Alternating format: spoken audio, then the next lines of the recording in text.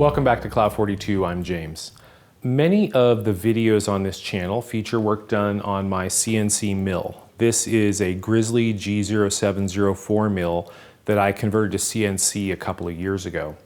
One of the things that you may have noticed, that I have definitely noticed, is that the Z-axis moves quite a bit slower than the X and Y axes. And that's finally annoyed me enough that I'm ready to do something about it. I have a new motor and driver that should double the power available on the Z-axis, and that should allow me to run it quite a bit faster, which will cut the time that's wasted on Z lift moves during CNC machining. I'm also planning on trying some vertical shaping with the mill, and the extra speed and power will definitely help with that as well.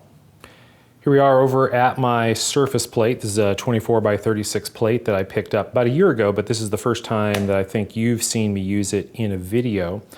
And we're going to use it to get some measurements off of the new motor. Now, just for reference, this is the old NEMA34 motor that I took off of the mill.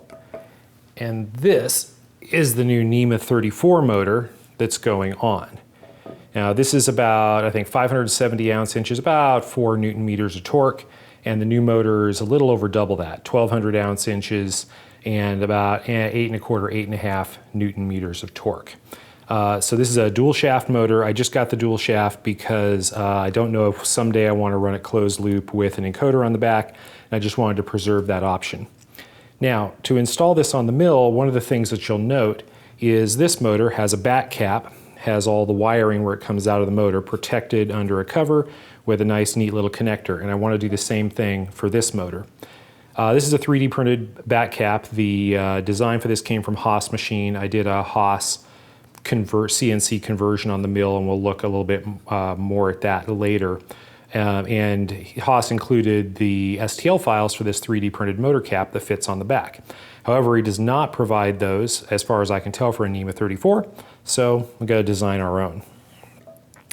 Now, to connect it to the back, I was really expecting this motor to have a couple of screws for an encoder mount, or a couple of screw holes.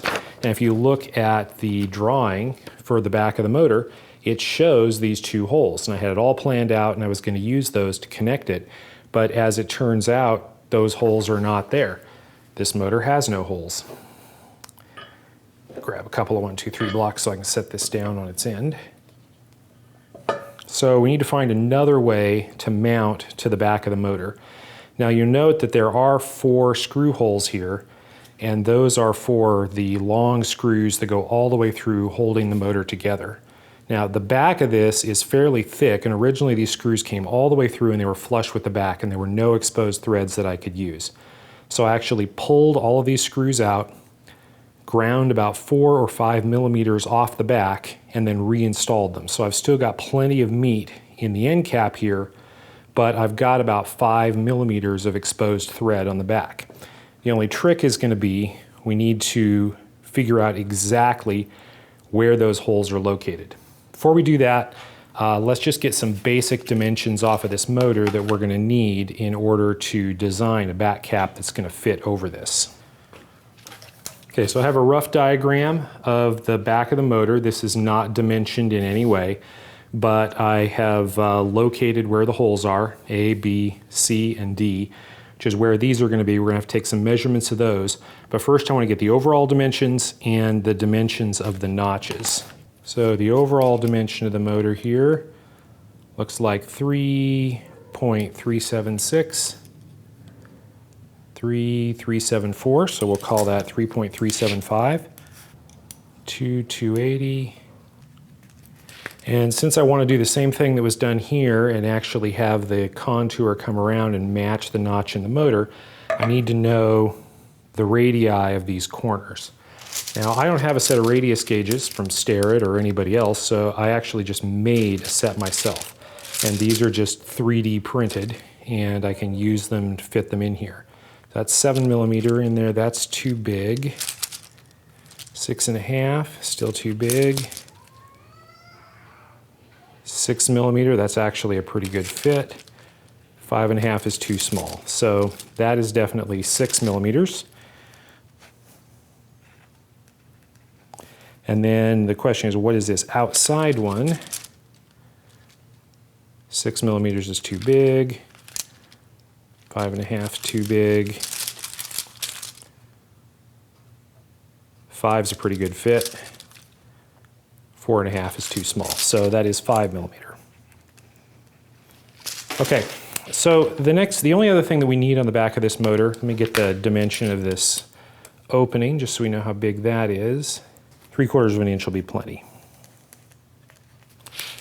Okay, so we need to figure out exactly where these holes are. And what I'm going to do is I'm going to lay the motor down on the surface plate and I'm going to actually measure the height of these. Now in the end, I don't really need to know exactly the height off of the bottom. This is a cast surface anyway, and so it's going to be pretty difficult for me to actually get an accurate measurement. If I lay the motor on one side and try to measure the height of this screw versus if I lay it on this side and try to measure the height of this screw, I'm going to get different measurements. But ultimately, all I really need to know to fix these, because I know that these are evenly spaced around the center of the motor, is I need to know the height difference between the different screws. So I've got these marked A, B, C, and D, and I will just get the height of each of the top of a screw in that hole off of each side of this thing. And we can go later and draw this up in CAD, and just by subtracting like the height of screw C from the height of screw A, we know the vertical dimension between the center lines of those two screws, and we can do the same thing between the height of C and the height of D, and we can accurately position these screws on the motor. But to do that, I need to put screws in the holes first. I'll just run these down snug, and then to get these measurements, I'll just set this down on the surface plate here. Okay. Now I'm just going to come through and get the height of each one of these in this orientation, just using a dial height gauge. And I'll just write them on this. Okay, so that's screw D. That height is 0.275. Let's go over here and get C. And that is 0.811. Over here and get B. And that is 2.751. And we'll go over here and get A. And that is 3.292. Now this is probably good enough, but I'm going to go ahead and rotate the motor 90 degrees. And since this thing is symmetrical, I'll take another set of measurements and we'll just average them and see what we get.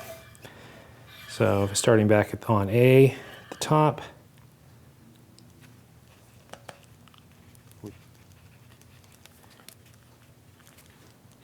Okay. This should be all the measurements we need. We can go into the computer now and actually draw up the back of this motor, get the model correct, and then we can build a cap that will fit it. In order to build the motor cover, the first thing we need is an accurate model of the motor. And we don't want to start completely from scratch. So let's go out to McMaster-Carr, insert McMaster-Carr component, search for stepper motor. Let's pick a NEMA34, and let's just go grab the biggest one they have, product detail, and they have a CAD download. So I will choose a 3D step file, save, and that will import into Fusion 360. Okay, so there's a couple things going on here. There are two bodies in this. I want to make those components, so select those, say create components from bodies, motor body, motor shaft. Okay, now motor body, I'm going to ground that so it won't move, and then I'm going to create an as-built joint to connect the shaft to the motor, and I want to make that revolute centered on the shaft.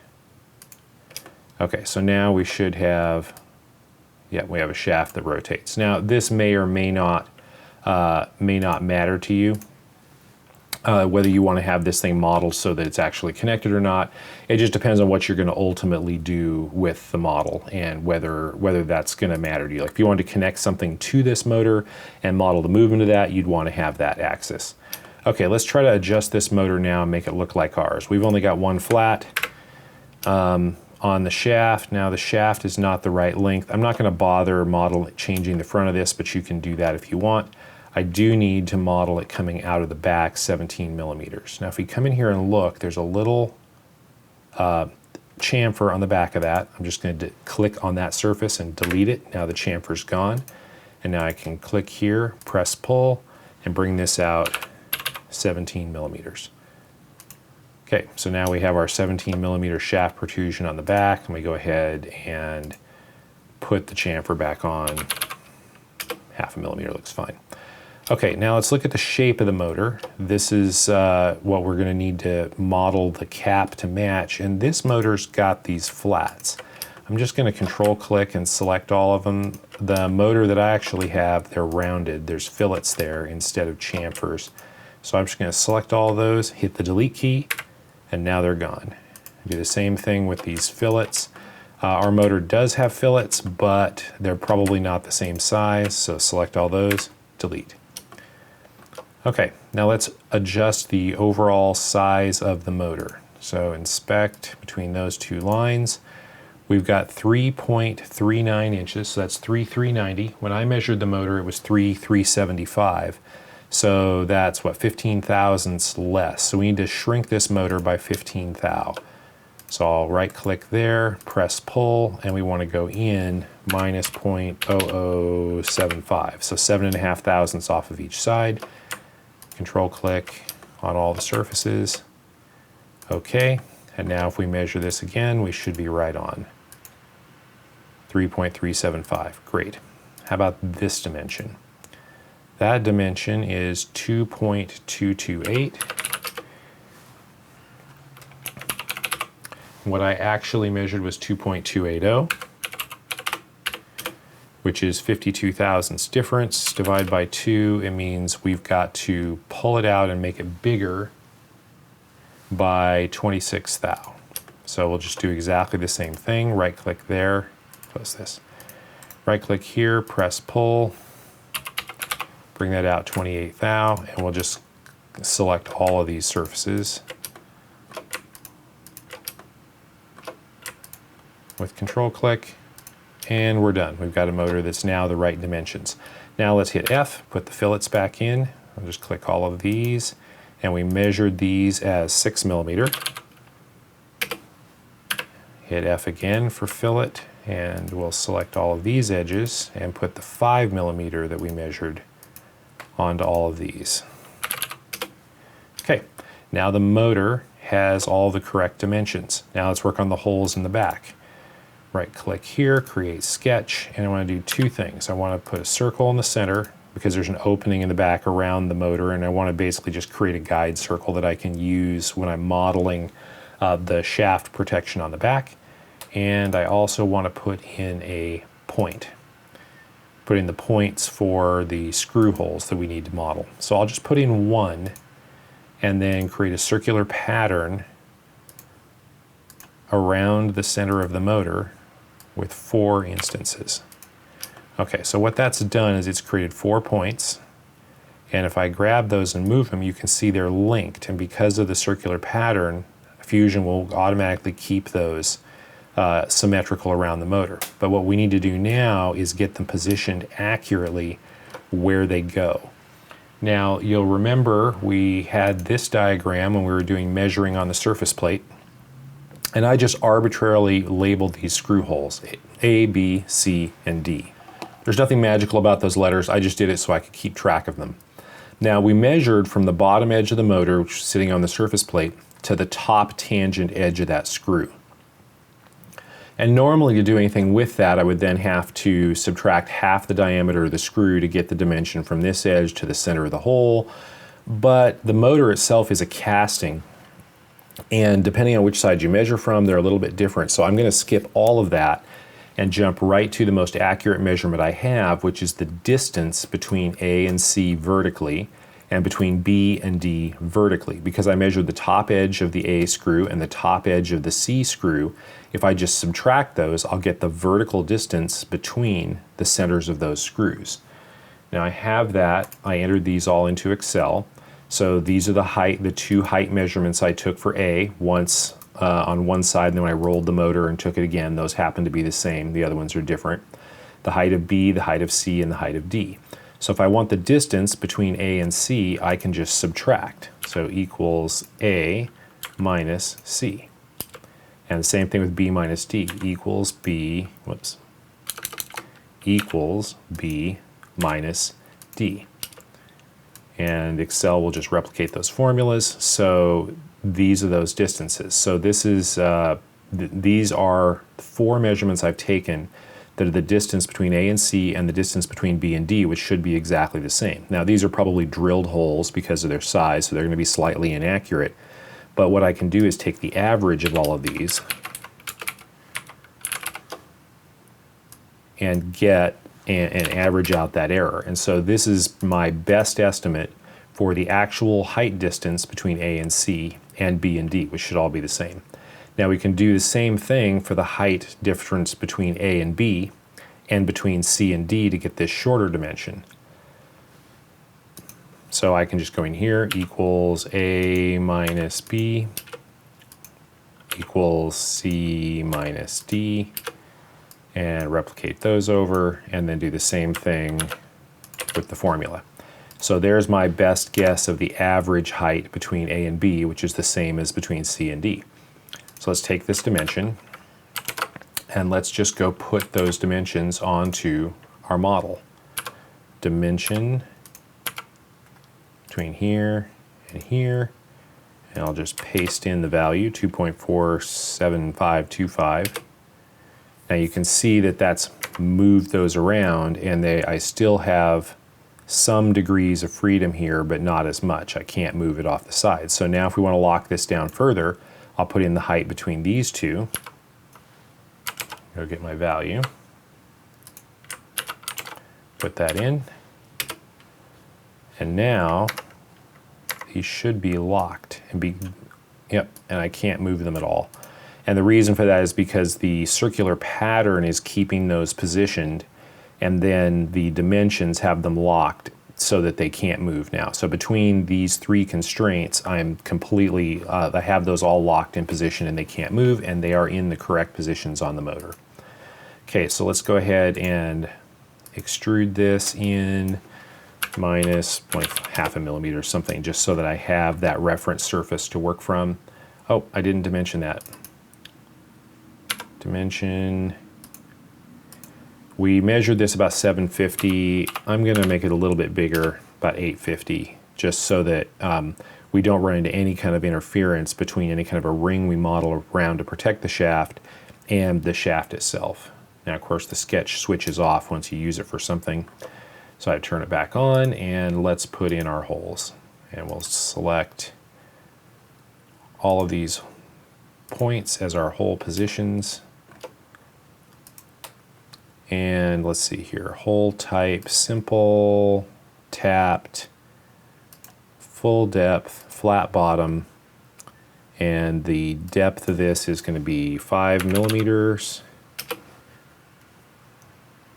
And did I get the screw thread right? Yep, it's an M4 by 0.7. Okay, so now we have our tapped screw holes. So I think now we have everything that we need. I can turn that sketch back off. We have everything we need to model the back cap for this motor. One more thing I'm going to do, just because I can. Let's paint it. Glossy enamel black.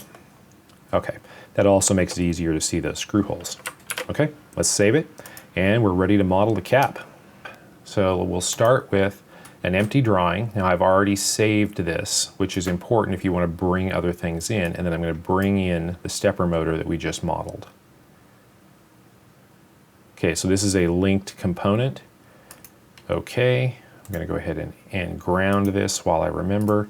I'm going to save this again. So I'm going to go ahead and put in some parameters to start with. The first is the wall thickness, and we'll just make that 3 millimeters.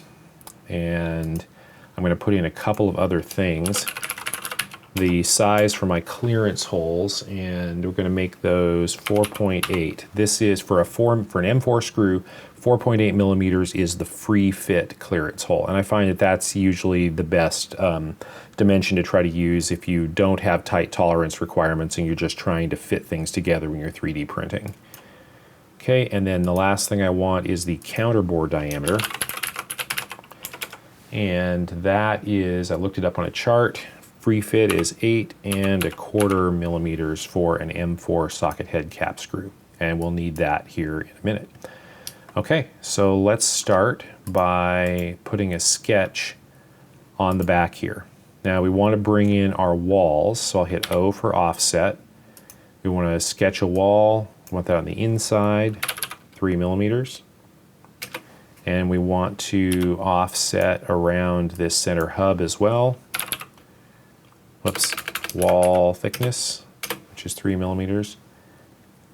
I did some wall thickness? Nope, wall thickness. Okay, that'll allow me then to adjust it later if I need to. Okay, the next thing I want to do is put a circle around one of these screw holes. Now, I want this to be the size of the eventual. Well, ultimately, I want multiple circles here. I want one the size of the screw, and one the clearance, and one the size of the counterbore. So let's dimension this one up. This will be the clearance, and this one will be the size of the counterbore. And the reason I want the size of the counterbore, even all the way down here at the bottom, is so that I know how big it is, and I can bring up enough plastic to sit under the screw head around the counterbore. Now I'm going to offset this by the wall thickness, because even though we've got the counterbore, I want a wall around that that's going to extrude up. That should become clear in a minute. So wall thickness on top of that. So I've got these 3 circles as my guides, and I'm going to create a circular pattern around the center, 4 of those. Same as before. So now we have all the geometry around all the screw holes all the way around. So we'll stop this and let's select what we want to actually bring up as a part of the cap. So I'm just going to select everything here.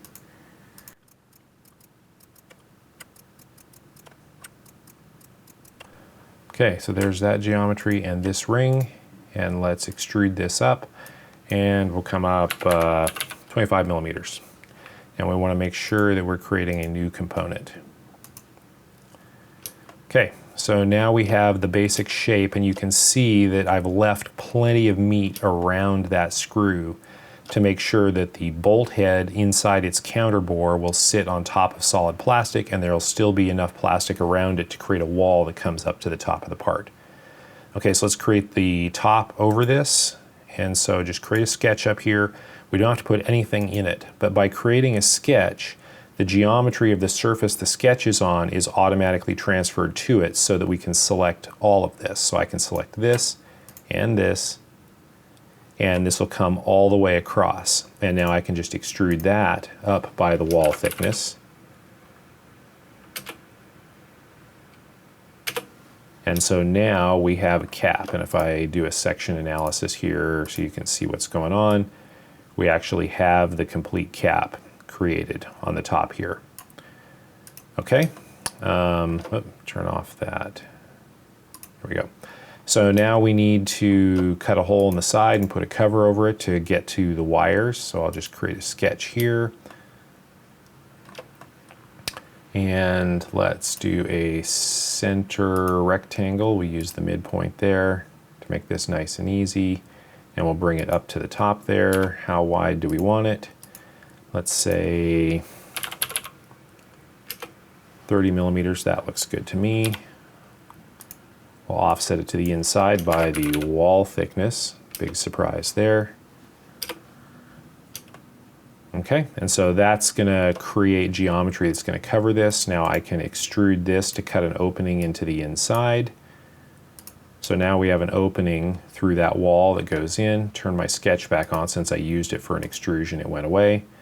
And then take this, extrude this out, I don't know, 1/2 inch. That looks fine, and then create another sketch over the top of this. And this can just be empty. I'm just looking to be able to select these regions, extrude that by the wall thickness. Okay, so now if we turn off the motor and just take a look at what we've got the basic shape of the cap. There's a couple more things we need to do. We need to put in a hole here for the connector. And that's easy. I am going to create a construction line just so I can easily locate the midpoint here and put a couple of circles on that. Whoops. Actually, I just need one circle. I need it to not be for construction. Okay, dimension of this hole for the connector is going to be 16 millimeters, and we need to have some flats on the sides. So I'm just going to draw those in, and I'm making sure those are connected to the circle. So that way, if I select both of those and hit equals, they'll both show up as tangents to the circle. And then if I dimension those, it's 15 millimeters across the flats. They'll snap into position. Now the only other thing I need to do then is dimension this, so this will be fixed in position. And I'm going to say we'd extrude the inside of that 25 millimeters, so I'll say 25 divided by 2, put that in position, and we'll just extrude that through and create our hole for the connector. Okay, and then we need to do the counter bores for the screws. Excuse me. Let's create a sketch on the top here.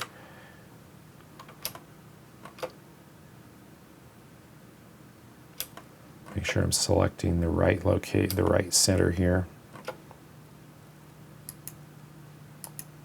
There we go.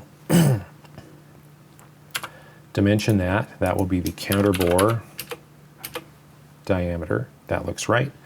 And then I want to put some lines out to the edge of the part. And let's make sure those actually end up horizontal and vertical. And we also want to make sure those go tangent to the circle.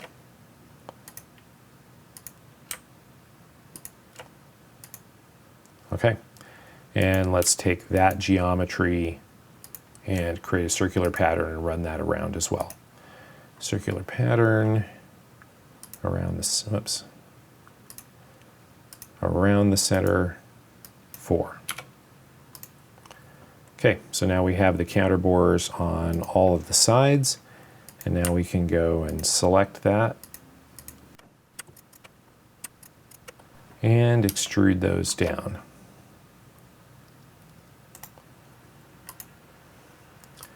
Now, let's start this, let's do a little trick here. Let's start this from an object, and we'll start from that corner.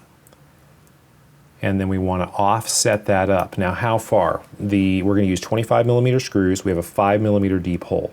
So we want actually 4 millimeters of the screw to go in, which means we want 21 millimeters. So we want to start 21 millimeters up and come out the top. And that gives us our geometry for our screw holes. Okay, last thing we want to do is put a whole bunch of fillets on this thing. So let's fill it up a bunch of the outside of this just to try to make it as friendly as we can. 3 millimeters, yep, that looks nice. And let's fill at the top as well. This is going to be down on the bed when we print, so let's make this 1 millimeter. Okay, that looks pretty nice. We want to do exactly the same thing on the inside. Now, there's one other thing I want to do on the inside here, and that is I want to put a chamfer in the top here to make this easier to print. And you can mess around and change this, but 45 degrees is fine. 1/2 inch is good, and so what we're doing is this will be printed on the bed in this orientation. And so what we want is to be able to actually have support on the top there and not have to bridge. So if I bring up section analysis, you can see what's going on. So we've just created a ramp there so that as the printer is building up, it'll ramp out gently and we don't have to create any support material or anything that has to be picked out of the inside of that thing. Okay, so let me fillet everything around the inside of this too, just to make it as friendly as possible. Now these fillets on the inside here on the bottom do a number of things. They actually make the part easier, make the part stronger, because when you're dealing with plastic, any place you have a sharp corner, you end up with a stress riser. And so these will actually make it a stronger part. Okay, I think it's ready to print. Let's send it over to Fusion 360, or over to Simplify 3D. Okay, here we are in Simplify 3D.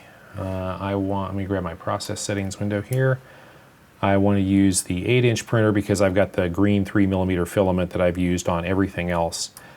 Because of the way this thing sits on the bed, there are these little openings underneath. Let me bring this up full screen. Because of the way it sits on the bed, there are these shelves around the corner that are unsupported underneath where those screw bosses are. So we're going to need support material there. So let's turn that on, support material, and let's run the resolution down to maybe 2 millimeters just so that it'll follow that curve in there. Prepare to print, see what we get. Okay, that looks pretty good. So what it's going to do as it builds up from the bottom, it's going to generate this grid of support material in here that'll be underneath that overhang. And when we get up to the top, it bridges over the support to create a dense platform and then leaves one layer blank and then builds the part up on top of that. I'm looking at the infill here. The navigation controls are different from Fusion 360, so my fingers are doing the wrong thing on the mouse buttons here. I think that's going to be enough infill without wasting material, and then we build up. And you can see how that ramp comes in on the top of the part there, so we don't have any overhang or any bridging. Okay, I think that's it. I think we're ready to go. 2.5 hours, that doesn't look too bad. About $1 worth of ABS plastic. Let's send it to the printer. This is actually the second attempt at printing this. The first time I tried to print it, the printer lost some steps on the y-axis. That's the moving bed. I built this printer from a kit about 4 years ago, and I've literally done nothing to it since. I actually have some more powerful stepper motors that I have been planning to install in it for about 3.5 years, but the printer has just worked. I've just had no problems. I mean, every once in a while I lose some steps, reprint, I'm fine. In this case, just like every other time, I've got a project I'm working on and I don't want to stop to do maintenance on the printer, so I just turned the dial on the front panel back to about 70% speed. We're running this at 70 millimeters per second and it's printing fine. We'll get this part done and I probably won't even think about the motor upgrades until the next time I have a problem. Okay, well here is the part fresh off of the 3D printer. Now we just need to test it and see if it fits. Of course, it's going to fit perfectly because we designed it based on dimensions off the motor, right? Right? Let's try it. I've got the connector here. This is the connector we're going to use. It's just a little 16 millimeter aviation connector, 4 pins, and it's got flats of 15 millimeters, and we've got a hole designed to accept it. And that just snaps in, no motion. And there's a nut that goes on the inside. If I can get my giant fingers in here.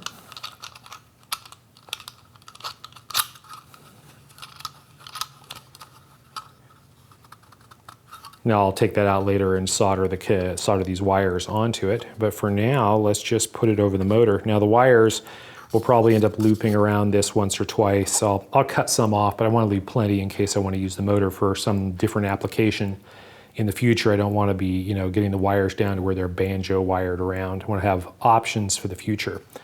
So let's put this over the shaft first and down over the motor. That looks pretty good. I'll grab some 25 millimeter screws here. And that just lines up perfectly. Yep. Using the free fit dimension for the clearance holes is always a good plan with 3D printing because they tend to close down a little bit on the interior, and that free fit just gives you lots of latitude so you don't end up with surprises. I mean, unpleasant surprises.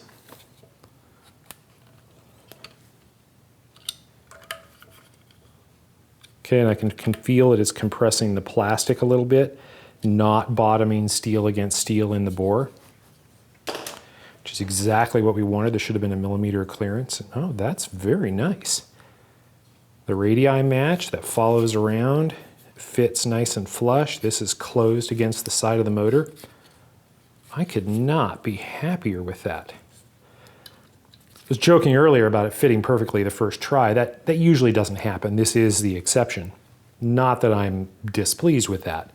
But usually with 3D printing, I'll take some measurements, I'll design something that looks good, look at it in the CAD, look at the section drawings, and and decide that I like it, and then I'll print it.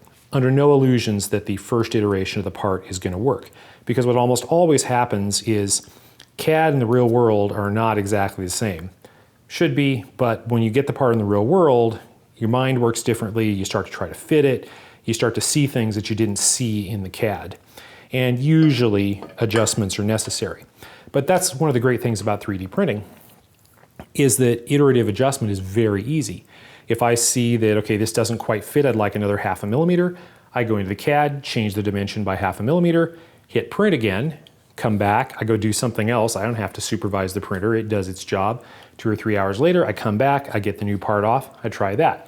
If it's still not right, I make another tweak, hit print, go do something else, come back later, and the part fits. And usually, I get it on average on the second try. Sometimes I end up with 3 or 4. This one, being fitting perfectly on the first try, is the exception to the rule, but I will take it. Next week, we'll make the parts for a new motor mount, get the motor installed on the mill, wire up the driver, and take it for a spin. And as long as I'm tearing into the mill, I'll give you a tour of the CNC conversion. Several of you have asked about that. If you're enjoying these videos, please give me a thumbs up. Feel free to subscribe to the channel and leave me a comment. I'd like to know what you think. Thank you for watching.